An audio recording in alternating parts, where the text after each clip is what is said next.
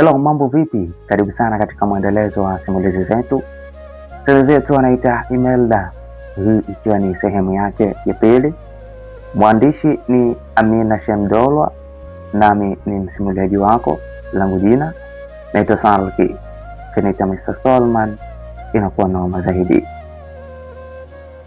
Kama unakumbuka sehemu ambayo tulikuwa tumeishia, Imelda amejiandaa akatoka kwenda kula, maana muda ulikuwa umeenda sana, akiwa na mawazo mengi sana juu ya maisha yake na namna anavyoyaendea. Karibu tuendelee na simulizi yetu.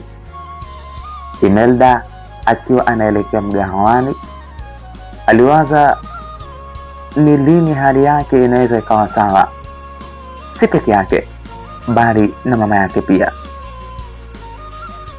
Yaani aliwaza walau kwa uchache tu mambo yangeweza kubadilika. Alitafakari sana juu ya hilo. Alifika mgahawani, kabla hajala akaenda kwa mtoa huduma za kifedha, yaani wakala, akamtumia mama yake 10,000, hivyo na yeye alibaki na 10,000 ya matumizi. Imelda alienda kula baada ya kumaliza swala hilo la kumtumia mama yake pesa. Alipokuwa kwenye foreni ya chakula, ghafla alihisi anashikwa bega na mtu kwa nyuma yake, na yeye hakumtambua. Aliamua kugeuka kwanza. Alikutana na tabasamu maridhawa kutoka kwa kijana huyo aliyemshika bega. Imelda alishindwa kumwelewa alikuwa na maana gani huyo kaka. Imelda alibaki na mshangao tu, asijue aseme nini. Mambo mlembo. Kaka yule alimsalimu Imelda. Poa tu, Imelda alitikia. Sorry, kama utojali, naweza kukunulia chakula wakati huu. Imelda hakuelewa jibu nini, na ndipo alipobidi angalie mbele. Tayari zamu yake ya kuchukua chakula yalishafika. Akabaki ameduaa tu. Mpe wali, kuku nusu. Kaka yule alimweleza yule mtu wa huduma ya chakula pale mgahawani. Muda wote huo Imelda alikuwa amepigwa butwaa zito, yaani bumbuazi ambalo halieleweki, akishangaa jambo lile ambalo linatokea mbele ya mboni za macho yake. Haya mlembo, tafuta meza nzuri tukae, wala usijali, kuwa na amani tu. Ni bahati mimi na wewe kukutana maeneo haya, kila kitu niachie mimi, kaka yule alimwambia Imelda. Sawa sawa. Imelda alijikuta anajibu tu, asielewe anasema nini. Walitafuta meza, wakaketi, wakaanza kula.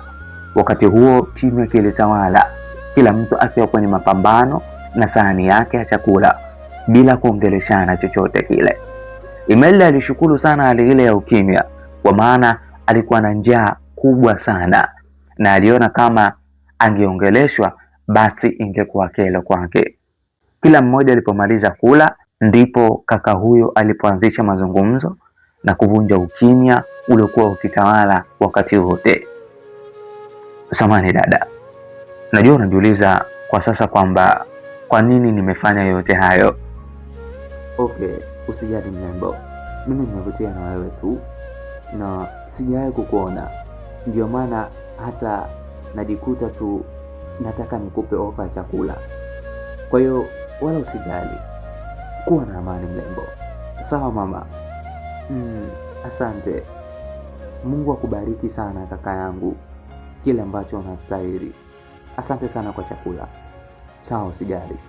Na mimi niseme asante kwa kukubali ofa yangu mlembo. Kaka yule alimshukuru Imelda pia. Sawa, haina shida kakangu. Ukimya ulitawala tena kati yao, kila mtu akiwa bize na sehemu yake. Na Imelda aligundua kuwa mama yake alimpigia, na yeye alikuwa bize na kushinda kuiona hata simu ya mama yake ilipokuwa ikiita. Imelda alitamani amwage yule kaka, ila akasita kidogo, akanyamaza kimya. Samahani, Samahani kwa kukupotezea muda wako mrembo. Kama utojali, si vibaya nikajua hata jina lako. Mimi naitwa Imelda. Sijui mwenzangu. Mimi naitwa David. Ukipenda unaweza kuniita Daudi. Sio mbaya pia. Alitambulisha hivyo huku akimalizia na tabasamu mwanana usoni mwake. Sawa, nashukuru kukufahamu kaka, Imelda alimjibu David. Sawa mrembo, unaweza kwenda tu, maana najua una mambo mengi ya kufanya kwa sasa.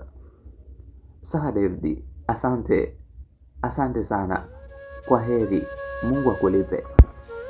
David wala hakujibu kitu, alikuwa anatabasamu tu muda wote, huku akimtazama mrembo Imelda aliyekuwa akiinuka kwa ishara ya kuondoka. Alimtazama kwa umakini zaidi Imelda mpaka alipoishia. Imelda akaona sasa amepata nafasi ya kumpigia mama yake ili amsikilize alichokuwa anahitaji kusema. Ghafla anapokea message kutoka kwa Agnes. Kutakuwa na kipindi baadaye saa 11.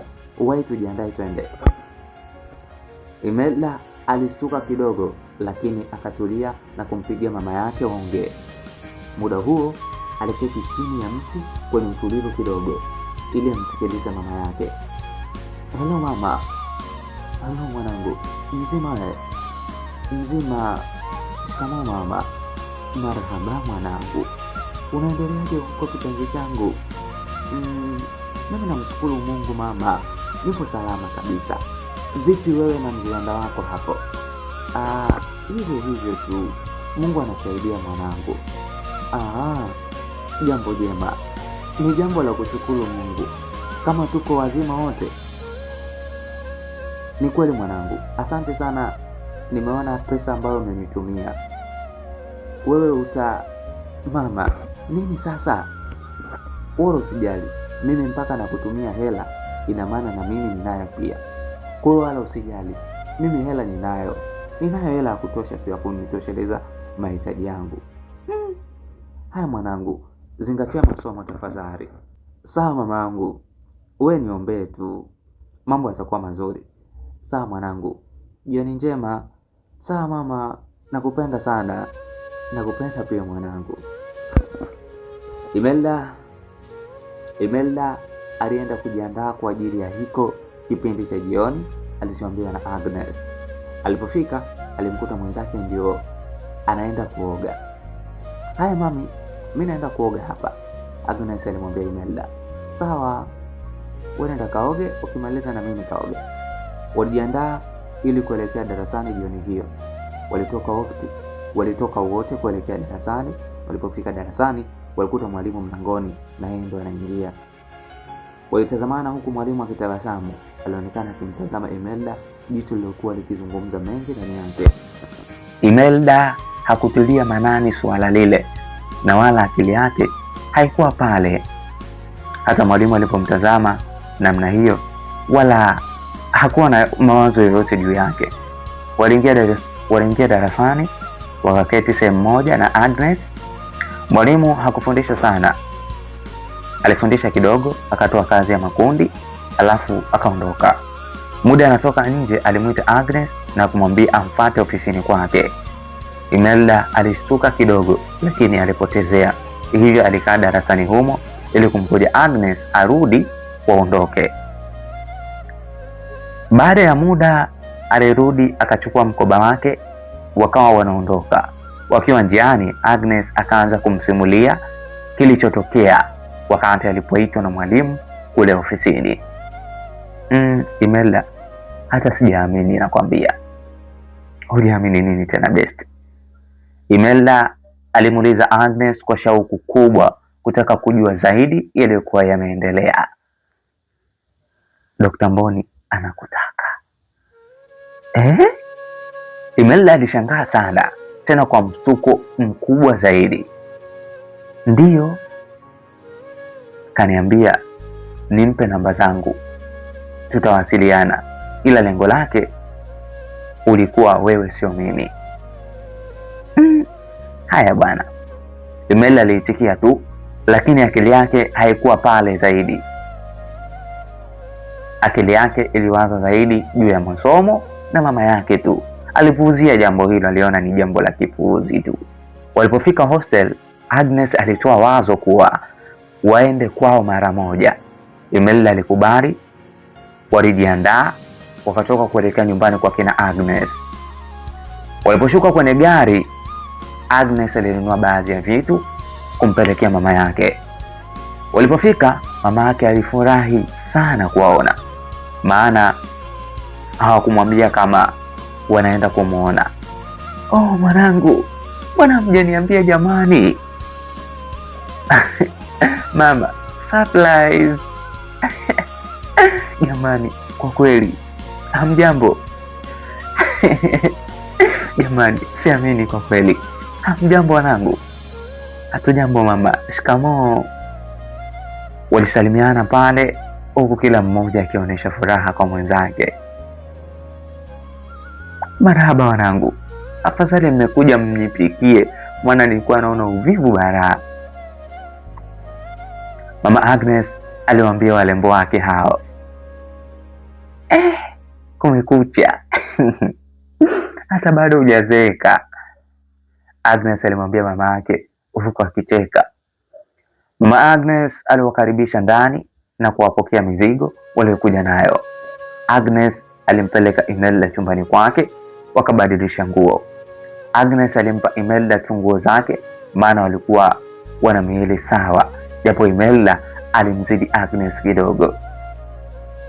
Walipomaliza walielekea jikoni. Agnes alimwambia Imelda apike, maana alitaka ale chakula chake. Pika basi kipenzi, maana sijawahi kula chakula chako. Agnes alimwambia Imelda. Wala usijali, tuandae tu wote, nitapika mimi. Sasa je, haya ndo mambo nilikuwa nataka niyasikie jamani. Na utakuwa wifi yangu kama vipi? Wewe tena, yani aji, niache basi bwana. Muda huo mama Agnes alikuwa akiwasikiliza tu. Alitokea kumpenda Imelda sana. Yani ilikuwa ghafla tu, alijikuta anampenda mlembo huyu, akatamani hata awe mkuu wake, kama Agnes alivyosema kuwa anatamani awe wifi yake. Alishindwa tu kuelewa ni nini kimemvutia, ila basi alimpenda tu ghafla.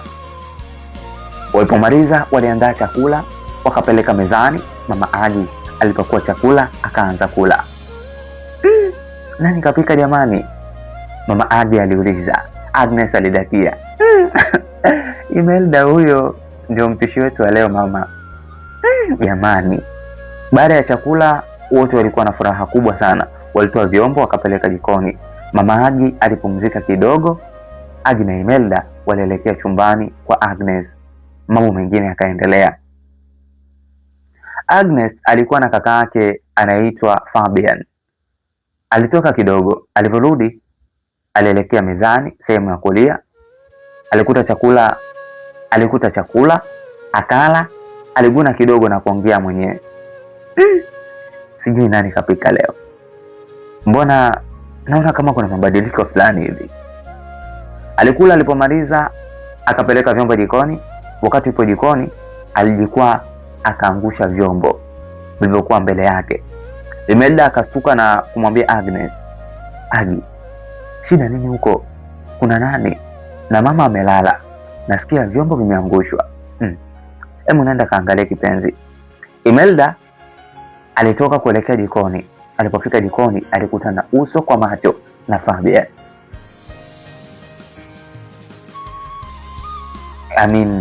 Kaka wa Agnes. Alipigwa butwaa asijue asemeje. Shikamoo. Mambo mlembo. Fabian alitabasamu na kumwahi Imelda ili asiitikie shikamoo yake. Poa. Imelda alijibu kwa kusita. Sorry kama nimewastua. Nilikuwa hapa ila okay, pole sana. Imelda alidakia kabla hata Fabian hajamaliza kuongea. Asante sana, alijibu Fabian. Sawa, Imelda alijibu huku akiondoka kuelekea chumbani kwa Agnes. Fabian alimtolea macho Imelda kwa umbo lake, umbo ambalo lilikuwa maridhawa. Akabaki tu mdomo wazi, asielewe ni nini ambacho kimetawala ndani ya akili yake. Nimekutana na mkaka hivi huko jikoni. Ni nani tena? Maana nilistuka hatari. Ni nani yule? Ye ni Imelda jamani, ni kakaangu huyu.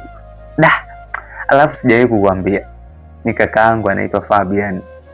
Baada ya yeye ndo mimi, Agnes alimweleza Imelda. Hapo sawa. Maana hata sikuelewa nifanyeje. Imelda alimwambia Agi. Maskini pole. Maskini wewe. Pole binti. Kama nakuona, maana una aibu wewe. Hatari. Sasa huyo ndio kaka yangu. Ningependa uwe rafiki yangu jamani. Si utakubali eti? Eti. Agi, acha basi. Endelea tu kujirekodi huko. Achana na hizo mambo. Imelda alimzuga Agnes apotezee hilo swala. Haya bwana, acha mimi nijisnap hapa. Nijisnap nijiposti zangu huko TikTok. Waambie waumie. Ghafla wakasikia mlango ukigongwa. Gong.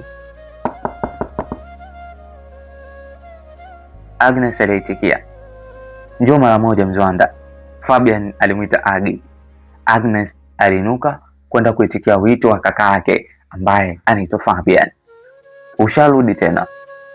Babu mwenye nyumba kazi kuitaita tu watu. Ndione. Agi alianza kwa mzaha kidogo huku akitoa mwili nusu nje ya mlango. Mdogo wangu, naona unakuja tu na wageni na usemi yani. Nimeanza lini kutoa taarifa bro? Mimi nikija na mgeni lazima nakutambulishe. Agi alimjibu kwa masiala kaka yake. Haya bwana Aisha, mimi naondoka. Naona sijui mama amelala. Naona shida kumsumbua bwana. Hivyo utaniagia. Ati mimi hata sitaki jamani. Kamwamshe tu. Sio namjua mama yako. Akiamka hapo atakupigia, atalalamika. Kwa wewe nenda tu kamwamshe, umwage mwenye mia bali za kumwagia mtu. Wala sitaki. Agnes alimwambia kaka yake. Haya, sawa. Ngoja nikamwamshe tu. Nimwage niondoke. Okay, kapumzike. Kweli msalimie bana rafiki yako. Au sio? Sala zimepika. Nadhani amekusikia mwenyewe. Agnes alicheka sana. Fabian aliondoka kwenda kumwaga mama yake ili aondoke kwenye mambo yake huko. Maana tunajua Fabian ni mtu wa kuchakalika bwana. Maana alikuja tu kumsalimia mama yake and then alikena vitu vyake vingine. Agnes na Imelda pia walikaa kidogo wajiandae waondoke warudi hostel. Bwana, hii ilikuwa ni sehemu ya pili. Tukutane katika sehemu ya 3. Tuone ni kitu gani ambacho kinaenda kutokea ndani ya simulizi hii nzuri kabisa, simulizi ya Imelda. Tukutane katika sehemu ambayo inafuata. Ulikuwa nami mwanzo mpaka mwisho. Langu jina naitwa Salki. Kiniita Mr. Stallman inakuwa noma zaidi.